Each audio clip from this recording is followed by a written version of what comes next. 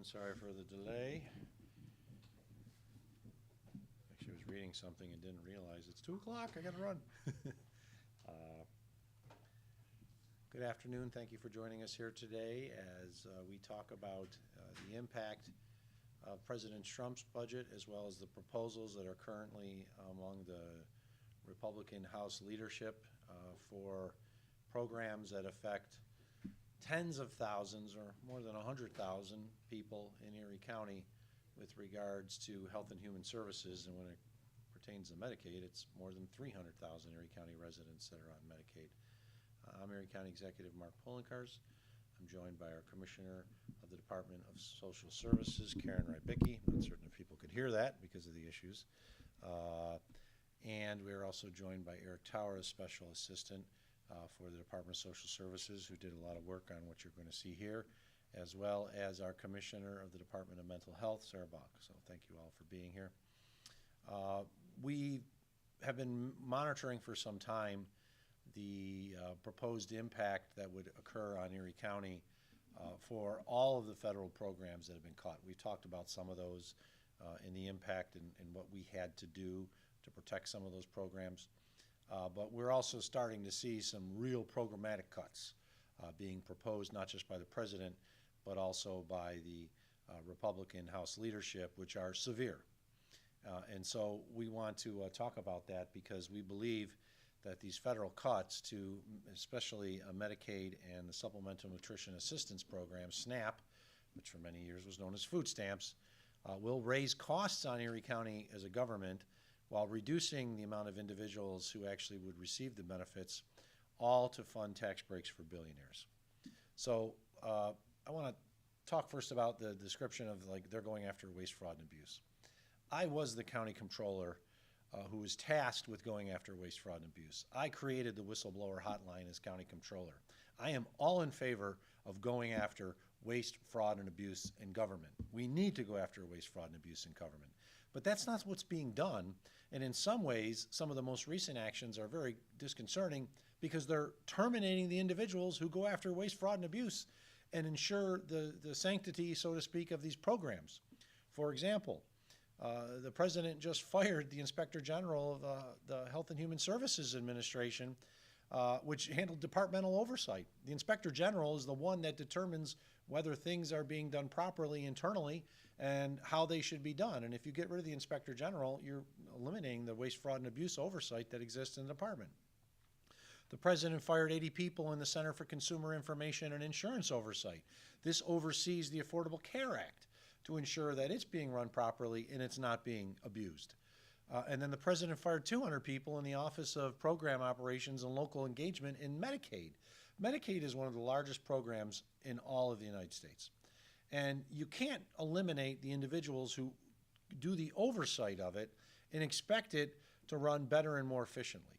So those are some cuts that were just recently done that we've learned of that is going to impact these programs, because these programs in some form or another are still going to exist. But if you don't have the oversight bodies looking at them, you're going to have weaker programs and programs in which people are able to take advantage of. So Medicaid cuts and changes. They've said for some time that no one was going to lose their Medicaid, that they were not going to lose Medicare, they were not going to lose Social Security, they were not going to lose Medicaid. Well, that's not the case. We have information from the Congressional Budget Office, the nonpartisan agency, that under the plan as it's in the House right now, 8 million Americans would lose their Medicaid in a very short period of time, and 13 million would lose it over a 10-year period. But when it comes to Erie County, the way we also determine Medicaid is through certifications, and we recertify on an annual basis to determine whether a person qualifies. We have a whole staff of individuals, and I'll turn it over to the Commissioner to talk about it in just a moment, that does the certification and recertification process. Well, the proposal that is coming out in the biannual recertifications for the Affordable Care Act, which relates to Medicaid as well, would require us to do recertifications not just once a year, but twice a year. And as a result of that, we could not do that with the existing staff that we have, because the staff is tasked to go through all those recertifications on an annual basis, and there's hundreds of thousands of them. They could not be done with the existing staff twice a year because they can do it once a year. So we estimate it would be an additional cost of $6.7 million for 108 new positions in the Community Medicaid Division of Erie County Department of Social Services. So they're talking about eliminating waste, fraud, and abuse, but this one provision alone, which probably wouldn't save a whole lot of money because most of the people who are on Medicaid need Medicaid. It's not like they're people abusing the system. There's hundreds of thousands of them taking advantage of it. We'd end up paying $6.7 million for 108 new positions in our community medical division. Would you like to talk about it? Yeah, I mean, I think the county executive was pretty clear about that people don't know, and a good portion of those people that they're talking about are people that are working families already, right? And I think we also have to remember when we're talking about Medicaid, if people lose their health insurance, what's gonna happen? They have an emergency, they end up at a hospital, additional costs. So yeah, the county executive is correct. It will be honestly an administrative nightmare for the Department of Social Services. And when we're talking about tax dollars, we're not saving tax dollars. All we're doing is shifting those costs out of Washington to Erie County and to Erie County residents. Thank you. Other Medicaid cuts and changes, and we've talked about the FMAP. I may be the only county executive who's talked about it publicly because it relates not only to the amount of money that we receive to assist the citizens, but it's a big portion of the calculation for ECMC and how they receive their money. And every dollar of reduced reimbursement to ECMC must be paid for in some way by Erie County. We believe that based on the reduced FMAP provisions and the directed payments, that it would have a $50 million baseline impact on Erie County for 2025. The only thing that's kind of a positive is that it comes in a reconciliation, but it would be down the line. So it wouldn't affect our 2025 budget year, but it would potentially affect our 2026 and 2027 budget years if these actually happen, because we have on an annual basis a certain amount that we pay to ECMC for Medicaid. If they lose that assistance from the federal government, the way the agreement between ECMC and Erie County works is we make up their losses. If they lose $40 million worth of assistance from the federal government that they provided anyway, Erie County could be on the hook for $40 million. Based on the most recent baseline, it would actually be $50 million. It just wouldn't happen this year. So even if the budget and the federal government got passed now and they made this change now, because of the way the payments work, they happen a year or two down the line. So we would see this hit probably in 26 or 27. It's very concerning. Very, very concerning. $50 million is a lot of money that we potentially could have to make up. The ABOD compliance populations. This is for able-bodied workers who are on SNAP, which is Supplemental Nutrition Assistance Program. The proposal before the House right now would force seniors who receive SNAP benefits, and there's a lot of seniors who receive SNAP benefits, that they would have to work until age 64 to maintain their SNAP benefits.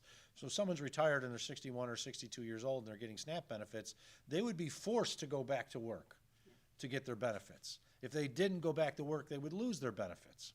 So seniors could be impacted with that. And it also removes the exemption for working families by reducing dependent child age from under 18 to under 7. So it really impacts the amount of money that the families could receive based on this number. And it also would change what's the working households reducing their SNAP benefit number.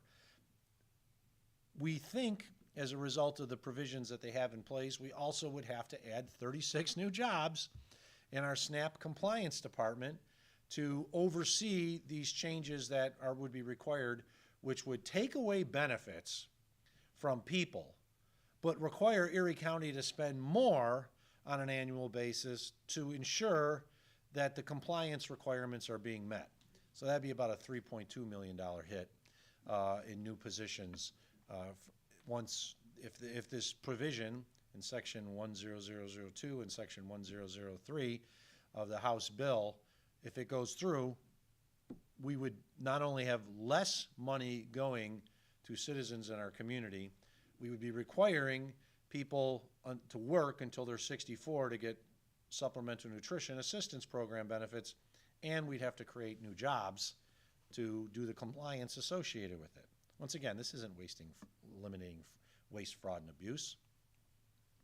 And then I'm going to turn it over to Karen to talk about this, the 25% decrease in SNAP administrative reimbursement, because we do get paid a certain amount from the federal government to oversee these federal programs, but they're talking about reducing that amount. Sure. So one of the things with that is that there's two components of that. The administrative portion of that covers, as the county executive was saying, the costs that it takes us to run our programs, right? So currently, 50% of the administrative costs are covered by the federal government.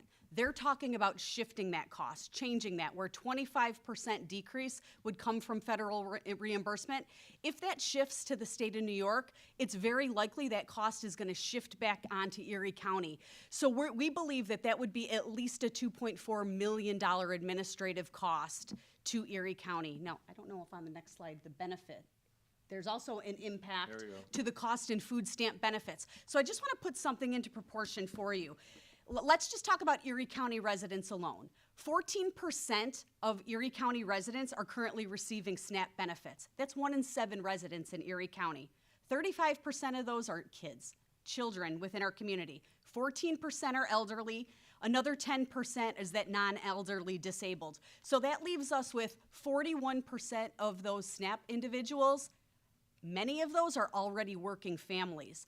Under this ABOD requirement, it would require us to call in all of those individuals, do an assessment to ensure they're working at least 20 hours a week, or doing volunteer work, going to school, working to get their benefits, right? You might have someone who ends up, let's say they lose their job. Under ABOD regulations federally, you could get food stamps for 3 months. What if they don't get a job after 3 months? Are we going to cut off food stamps that are going to families and children because they have kids now that are 8 years old as opposed to under 18 years old? The other thing that's not on this slide is they've also talked about during the summer cutting off the SNAP EBT program that funds summer food programs that go to households. During the year, those kids are in school, but not during the summer. So those families now might lose food stamp benefits, then have additional costs because now they got to cover those expenses. In Erie County alone, $28 million is spent monthly on SNAP benefits, right? Right now, that's 100% federally funded. If that shifts and 25% of that cost has to be picked up by the state of New York or Erie County, that's $84 million alone that would have to be, encumbered by local taxpayer dollars. So, I think that really puts it into perspective. We're not talking fraud and abuse. We're talking about folks that would now have, we already have so much food insecurity in our community. This is just going to compound that issue. Thank you. And then we are not even getting into some of the cuts that have been identified in the Trump budget. But as has been reported on, the Trump budget proposal eliminates HEAP, the Home Energy Assistance Program. And there are tens of thousands of individuals, especially seniors and young families, who rely on HEAP to pay for their heating bills and also some cooling expenses in the summer, but their heating bills primarily during the winter. I can't imagine what New York State and the county would have to do if they eliminated HEAP. This would be a huge impact. Millions of dollars are spent annually on HEAP to heat people's homes during the winter. The Head Start program is eliminated in the Trump budget. The Community Development Block Grant and Home Funding program is eliminated in the Trump budget. That's tens of millions of dollars that goes towards not just new home construction, but projects that we do in communities, including supporting the Rural Transit Service, which provides free transit delivery and transportation, I should say, to seniors in the rural areas because there really is no bus service out there. Section 8 is left out. The Public Health Emergency Preparedness program is gone, just eliminated completely. The EPA Revolving Water Fund, which has done a tremendous job of helping to clean up the Buffalo River, is gone. And AmeriCorps, the program that is the basis for our RSVP program, is gone. So we have received notice that our program that we went to court for and the federal government backed down, The whole program's been eliminated. So the RSVP program in senior services, in all likelihood, if this passes under the current budget form, will be eliminated once the next federal budget year takes effect. So even though we went to court to fight it, they're eliminating the whole program, not just for Erie County, but nationwide. And that includes the AmeriCorps Vista program, the AmeriCorps RSVP program, other programs that AmeriCorps does. And so the money that we're talking about, the impact that we believe in 26 would be a $12.3 million impact, but would probably be over $100 million by 2028, doesn't even include Community Development Block Grant, HEAP, HOME, AmeriCorps, all of these programs that provide tremendous service into our community. This isn't about waste, fraud, and abuse. And to say that they were not going to cut Medicaid and things like that is false. They're cutting people out of Medicaid. They're cutting people out of the SNAP program. They're passing on costs to the state and local governments. They're requiring us in this new bill, if it passes in its current format, and it looks like it's going to pass the House, that we'd have to hire people, more people, spending our own dollars to do compliance to prevent abuse, which in all likelihood doesn't exist in the first place. So I think it's important for the public to know that what's going on in Washington is completely wrong. It's impacting governments across the United States. It's impacting Erie County. It will cost us more money in the long run. And why are they doing this? To give billionaires a tax cut. It's as simple as that. They wouldn't have to do this, except they need to come up with savings to extend the tax cuts that were passed during the first Trump administration, because those expire effective the beginning of the next budget year. So the only way to come up with those savings is to cut or generate more revenue. And they're not talking about raising taxes on most people, but on some people. And they're not talking about cutting every department, because I believe the Trump budget actually increases a 12% increase, has a 12% increase for the military. So they're going after the programs that help those that are in need. They're going after programs that help seniors, make certain that their golden years are in fact golden. They're going after programs that provide food for youngsters. And we shouldn't be penalizing children, no matter what. Children didn't pick the life that they're in, and their parents may be having tough times for various reasons. We shouldn't be penalizing them. And then to come back and say we're going to create these new requirements to eliminate waste, fraud, and abuse, when all it does is cost more money to do that, and you're never going to come up with the amount of savings with the new certifications and approvals that you would do because of the additional people to justify the additional cost just to do those recertifications, which we already do on an annual basis. It's wrong. And I really felt, and I want to thank the team, I really felt this need to get out. I want to thank the team from the Department of Social Services, our Commissioner, Karen Rybicki, a Special Assistant, Eric Tower, who went through the bills. They just didn't pull this out of thin air, went through the bills. And they're complicated. The things we're talking about have lots of acronyms. Most people's eyes glaze over when they start hearing it, but when you talk about real dollars, they're very expensive and they have a huge impact. So I want to thank them for going through these bills and examining what's actually being proposed. And I call on everyone to contact your congressman. Contact Congressman Tim Kennedy. Contact Congressman Nick Langworthy. Contact Congresswoman Claudia Tenney. They represent Western New York. The other counties in Western New York are going to get hurt just as much as Erie County is, but just in a smaller proportion because they don't have as much population. But the people in Niagara, in Chautauqua, in Wyoming, in Cattaraugus, Orleans, Allegheny counties, they're all going to get hurt. And I think people need to understand the impact that this is having. So you need to contact your congresspeople and say, I will not stand for these cuts just to pay for tax cuts for billionaires. If they're going after waste, fraud, and abuse, go after the waste, fraud, and abuse. I'm all in favor of that. But this is not going after waste, fraud, and abuse. This is going after people. It's going after seniors. It's going after children. It's going after our community's ability to pay for basic services like their heat in the winter, and it's wrong. And I just could not stand by and know that this is what the impact of these cuts were going to be without publicly coming out there and saying it. So I want to thank the team from Social Services and the other departments. There's more, as we talked about. We didn't even hit all the cuts that are proposed in the Trump budget. We talked about some of them that are going to impact Erie County if they do go through, but we don't have the dollar figures just yet. But it's bad, and it's wrong. So with that, I'll open up to questions, if there are any from members of the media. Do we have any questions? Can you talk a little bit about what your understanding is of the timeline? Do you have a sense as to when things are going to be decided? Obviously, the Senate might be looking at this differently. The question was, what is the timeline and when this will be decided? And in the Senate, will they be looking at this differently? We do expect the Senate to look at it differently, but it seems like the Senate is under some of the same pressures from the Trump administration to enact a lot of these cuts. We are under the impression that the House is going to probably vote before Labor Day, or not Labor Day, Memorial Day. We expect that there will be a bill from the House before Memorial Day. The Senate is sort of working on it right now, but they haven't released kind of their numbers yet.